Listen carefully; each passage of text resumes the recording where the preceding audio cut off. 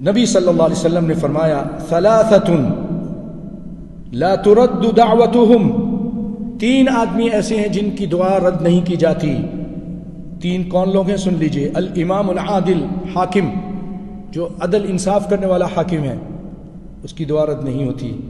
والصائم حین یفطر، روزے دار جب وہ روزہ کھولتا ہے۔ آپ بھی روزہ رکھیں گے نا تو پھر دعا کیجیے۔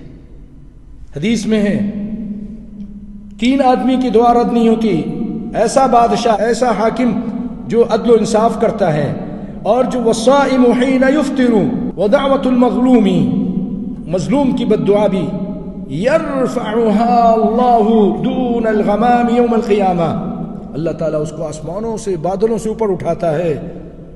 وتفتح لها ابواب السماء، اس بد دعا کے لیے آسمان کے دروازے کھول دیے جاتے ہیں، اور اللہ فرماتا ہے وَيَقُولُ بِعِزَّتِي لَأَنصُرَنَّكِ وَلَوْ بَعْدَ حِينٍ، وہ جو دعا ہے اللہ کے پاس، اس کے بارے میں اللہ فرماتا ہے کہ میں تیری ضرور مدد کروں گا اگرچہ کچھ دیر بعد، کہ اللہ کی دیر ہے، اندیر نہیں ہے۔